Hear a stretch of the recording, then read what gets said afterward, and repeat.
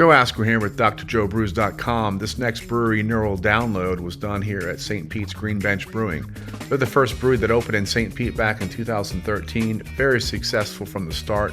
Webb City Cellar is also part of the family and opened up right next door in 2019. They specialize in mixed culture, sour, and wild ales. Also a James Beard Award semi-finalist for Outstanding Bar in 2024.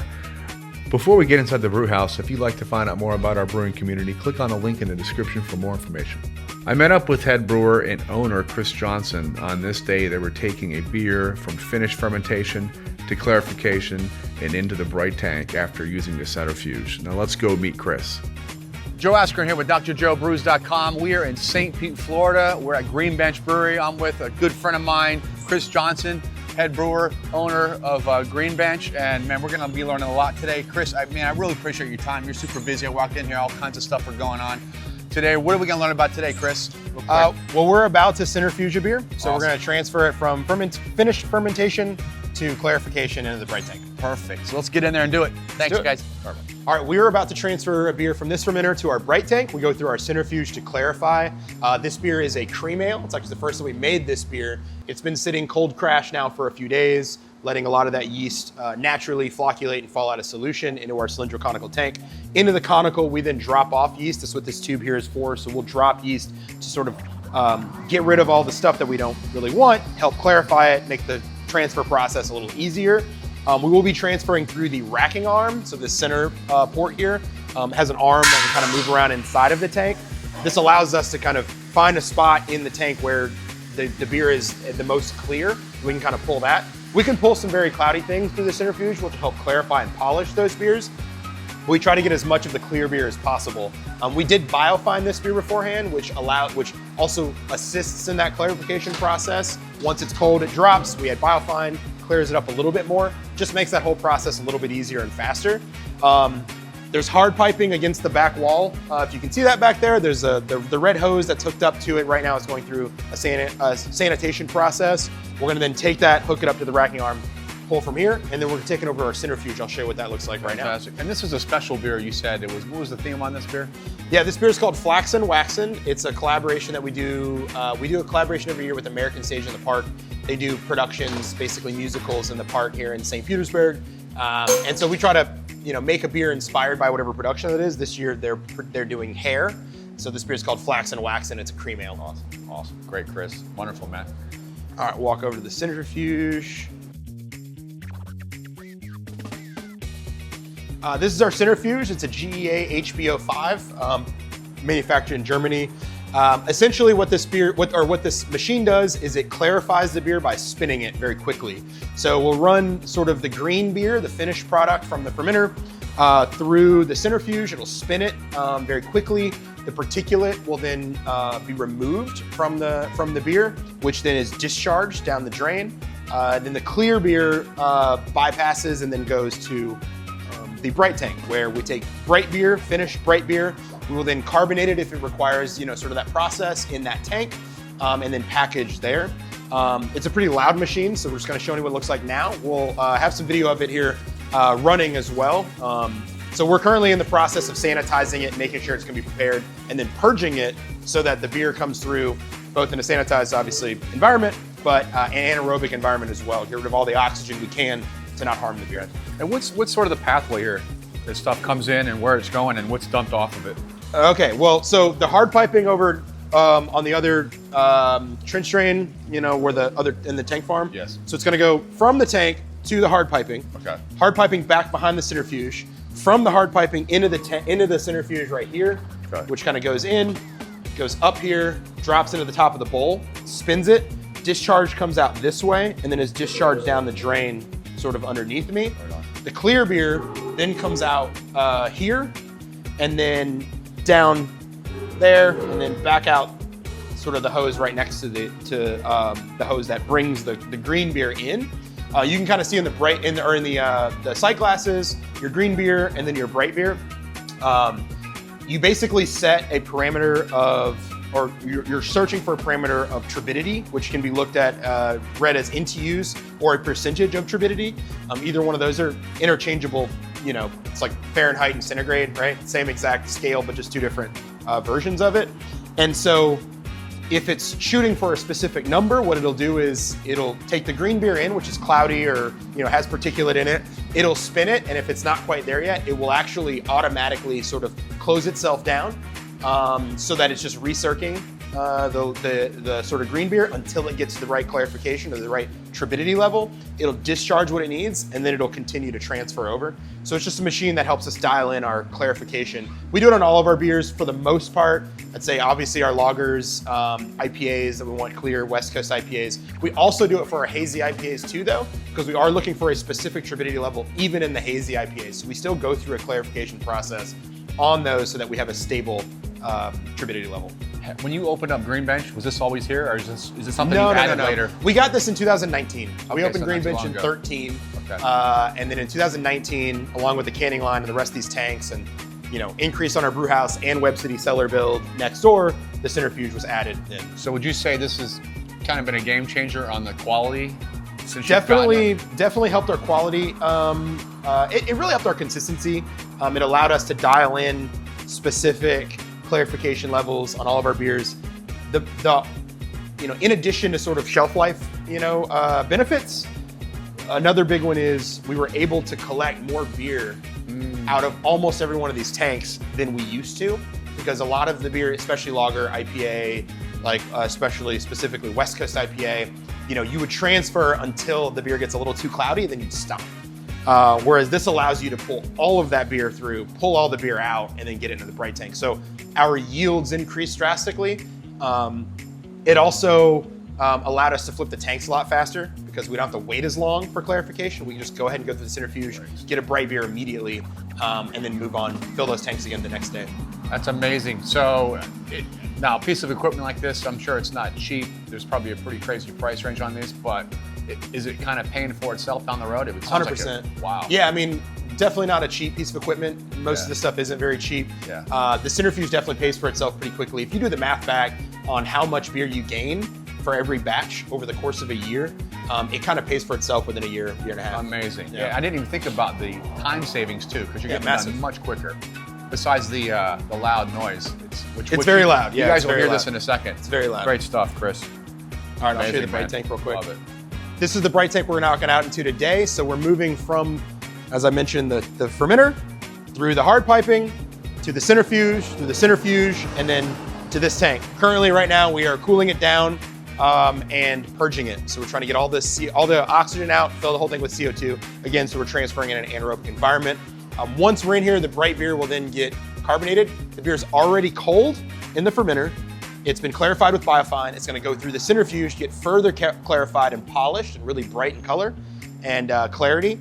And then we're gonna transfer it in here, and here's where we'll carbonate it into this tank. Once that process is done, you're ready to package it. Fantastic. Excellent. Okay. You got CO2 going in the line, and it's pushing it through the hole, through there. He's opening it here. Okay. So he's pushing all the sanitizer through the machine out. Actually, you can come look at the sight glass.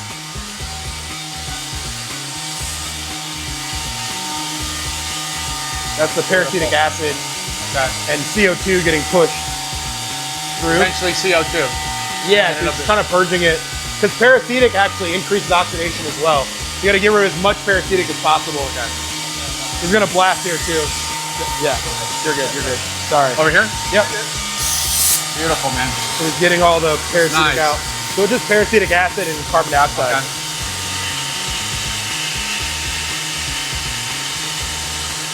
And behind you, I'm gonna push out the rest of the water that Walk way. that way. So what he's gonna do now is he's gonna push all of it out through here. Okay. So it comes in through this line, sight glass to here. This is the block and bleed.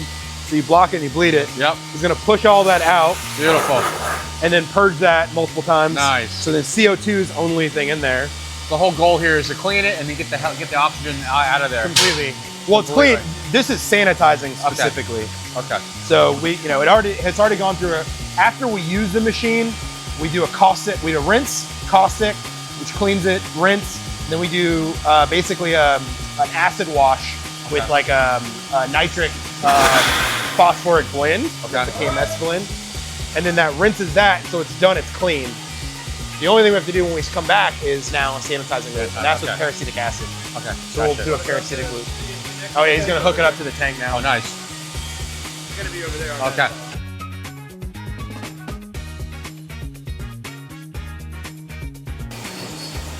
All right, baby.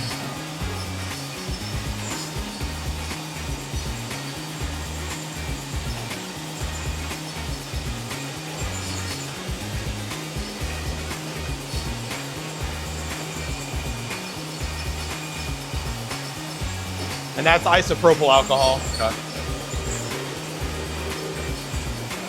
So, different than Peracetic. okay.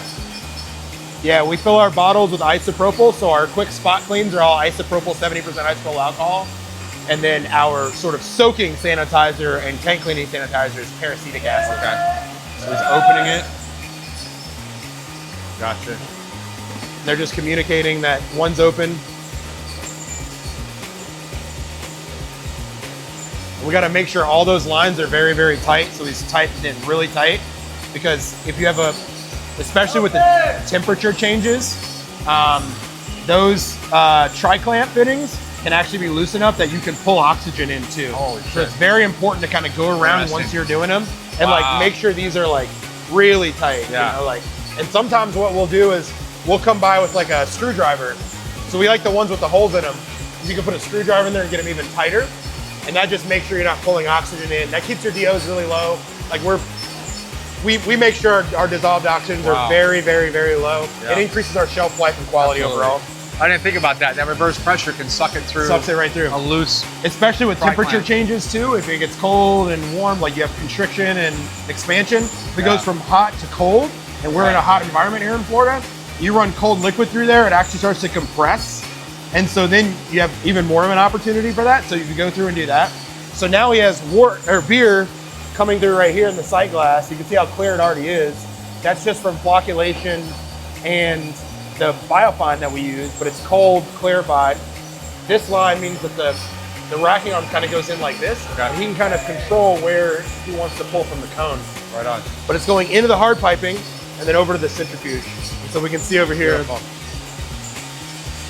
Isan's already started it.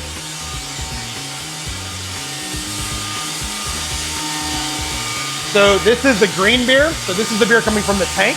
You can see it's like a little cloudy, but it's still pretty clear. And this is post-centrifuge, so it's even brighter. So that little bit of polish goes from here to there. Wow. And right now he's running he's at about 8% turbidity. He just dropped to 5, and now it's at 8%. So, and over here what he did is, before he started transferring, he had this closed as well, and he ran it until the beer came. Yeah. And then he closed the bleed and then opened the tank. So now he's filling the tank up. You see the sight glass is kind of rising there. Okay. So now the clear beer, bright beer is going into here. We're centrifuging as we speak, and then it'll eventually power off a dump. It'll dump it at some point when it gets filled up. Yeah, once there's like enough particulate, it'll discharge. It's also on a timer. So like even if there's not, it doesn't hit a certain level, it'll still do it at a certain timing.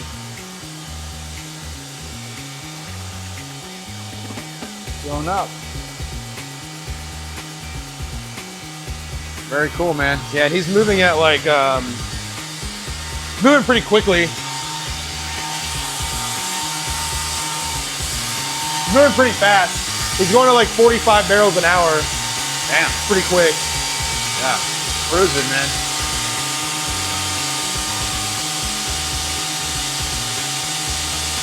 And so if we want the turbidity to decrease, or the brightness to increase, the turbidity to decrease, we can actually slow it down.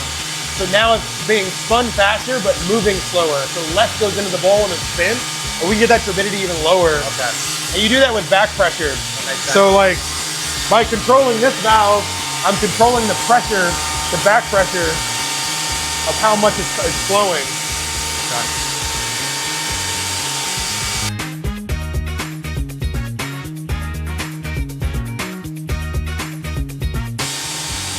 So we're at 45, now we're down to 43 barrels an hour, and it dropped 2%. Okay. So the turbidity, it gets brighter the slower we move it. Makes sense. Yeah. So that's, I was just Not showing rushing you. it through.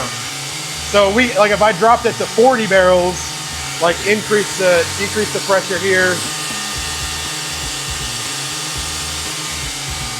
Let's see if it drops anymore. Yeah, there it goes.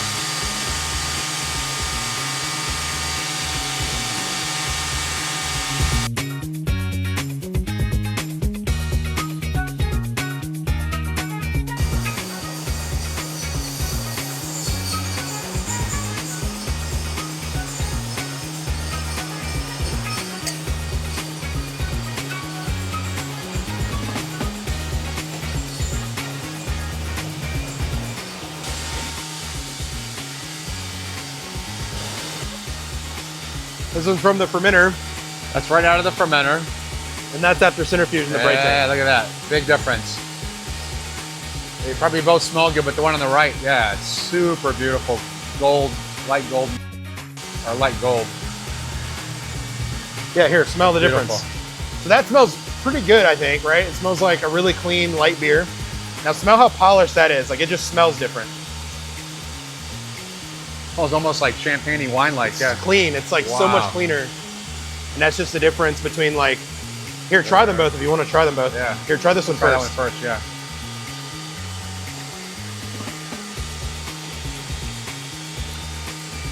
That's really Pretty good. good.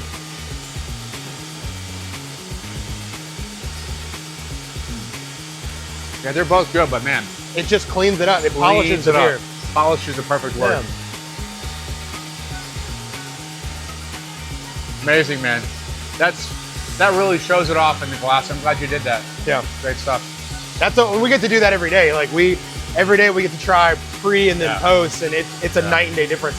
That tastes like if this beer aged cold for like 2 or 3 more weeks.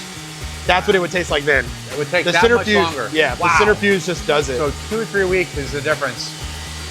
So that just gives you more space for more production, more inventory, quicker turnaround. And we gain more. We'll actually be able to collect more beer Yeah. in the final product in the bright tank than if we didn't use the centrifuge, even if we let it sit for 2 weeks. So all that labor, you're getting more out of it, which is That's the fantastic. point. Yeah. Chris, cheers, man. Thanks for your time, buddy. Thank you. Amazing. So a tremendous learning experience for me at Green Bench Brewery. Thanks, Khris Johnson. I took my Intro to Beer students back here for a tour a couple weeks later. He spent almost 2 hours with us. Khris loves sharing his wealth of knowledge with anyone who appreciates craft beer. Can't wait to get back here again so you can count on more neural downloads from Green Bench.